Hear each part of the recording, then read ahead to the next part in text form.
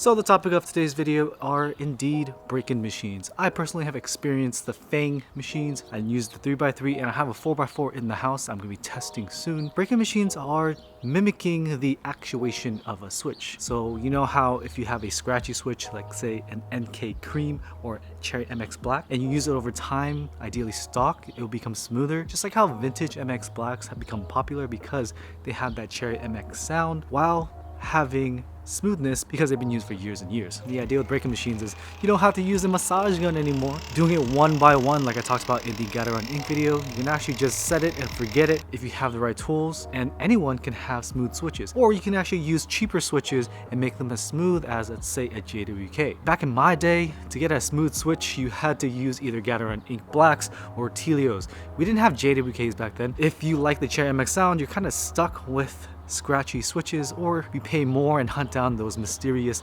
West German vintage MX Blacks. Today's video is made possible by Surfshark. We'll talk about them in a minute. Quick note on the Cherry MX Black switches, the vintage ones anyway. Some nerds may say that back then they had better molds. It's probably true. Mold being the thing that's used to make the plastic of the switch probably did have better molds. Now with the popularity of mechanical keyboards, they're pumping them out and they just don't make them like they used to, you know? And I know I recommended the massage gun technique. That was a little sus because you had to do one by one, and I only recommended it for Gator Ink Blacks because they barely need break-in. But for a switch like an MX Black where it's pretty freaking scratchy, I know Hyperglides are a little bit more consistent. I don't know if I would sit down for hours to do that. So this is how break-in machine works. You have a device, it has a motor driving it. That motor will rotate this thingy in the middle, and that thingy pushes this plate back and forth. The plate is pushing into this little switch holder. It's like a mini plate but a little bit thicker, and it has switches on either side. The 3x3 is gonna have 3x3, which is 9. Other side, 9 more. And then both sides of the machine, if my math is correct, that's 36 switches. So that's not a lot. So if you wanna break enough switches for, let's say, a 65%, you're gonna have to use 2 machines or run it twice. How long do you run these machines for? Well, I typically run it about 16 hours or so, and that's about 200K, 250K actuations. I don't know the math on this. The trick to this is you gotta break it into 5-hour chunks. The best way to do that is to use a smart plug. I'm not affiliated with any smart plugs, but I use the Wise plugs and I put it on a schedule. Run it for 5 hours, it'll turn off for 15 minutes to cool down. Run it for another 5 hours, repeats until you hit either 16 hours or 24 hours or however many actuations you wanna do. It makes it really easy to do almost 1 million, 2 million actuations if you so desire. I think that's craziness, so I don't do any of that. You may be asking, Andy, what about the off-center presses? Actual usage is at different angles. Fang has come up with a solution for that. There's a little plate that you can rotate and it'll press the switches at an off angle. The problem is that angle can't rotate, so you gotta do that manually. So now you have to go back to the machine. It can't be automated like with just the smart plug. You go back, take the plate out, rotate it so it hits the other side. You run it through another cycle, stop it, rotate it again, and it's kind of annoying. And with that little off-center plate, unfortunately that restricts the amount of switches you can do, so now you got cut in half. So instead of doing 36 switches, you only got 18. I personally didn't do the off-center presses. I do think there's a little bit of a benefit to it. If you want like the smoothest switch, if you want to make an MX Black like JWK smooth, you may want to consider going through that route, doing the off-center presses and going for 24 hours. And sure, yeah, I know this all sounds crazy and I know this hobby is weird like that, but it's better than using stock novelkeys creams or stock MX Blacks for months because the springs are really crunchy. Personally, for me, I am okay with the new switches, JWKs, Texies, the new versions of Gator Inks, which are a little bit more consistent. They're fine.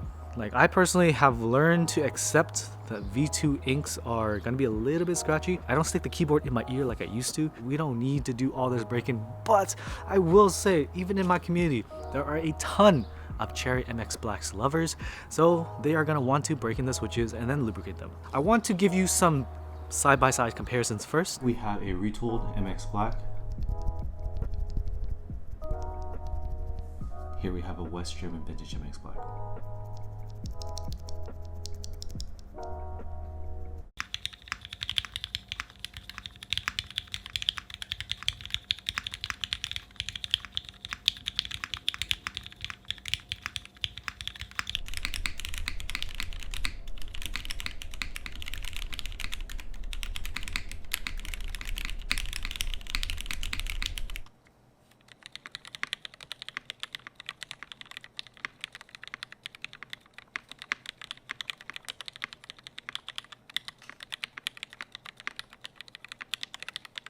It is my opinion that unless you need to break in, let's say, a Hyperglide MX Black or novelkeys Cream, you're not really going to notice a difference of the break-in process after the switch is looped. Along with all that innovation, you know what else is innovating? Surfshark VPN, the sponsor of this video. This is very useful if you want to get out of your house, maybe go to a Starbucks if you're studying. I know y'all are graduating right now, but if you're gonna go to a coffee shop and perhaps work on a side business, you're on public Wi-Fi. VPNs like Surfshark VPN are able to anonymize your kind of footprint so no one can reverse engineer it and go into your computer and figure out what kind of animated films you're watching. And since we're kind of starting to travel again, you can use Surfshark VPN to anonymize your searching of hotels, flights, and rental cars. These sites use cookies to track your search behavior, so when you start searching, let's say, a trip to Hawaii over and over, they start to increase the prices on you. And one of the most common things that I think y'all would appreciate is Surfshark VPN allows you to bypass the geo-locking of certain shows,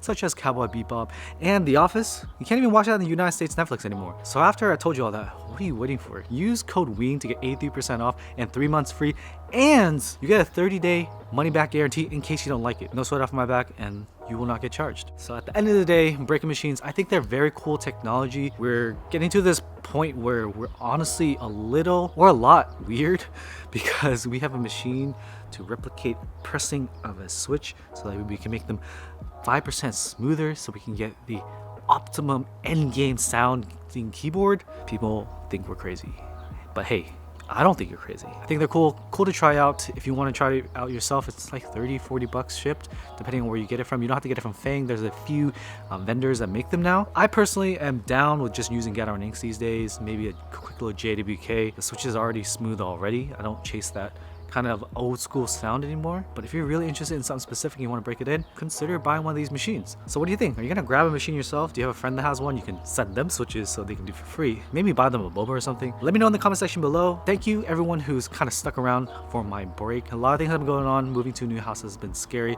and very stressful, and I'm going to be making content again. I already streamed last week. I don't know when this video is going out, and I'll be streaming 2 to 3 days a week now. I'll be streaming on Twitch and YouTube. Your support means a lot to me, helps me keep the dream alive. Thank you for the patrons wherever they are on the screen. Just gotta show them, and the YouTube channel members, and I'll see you all next time.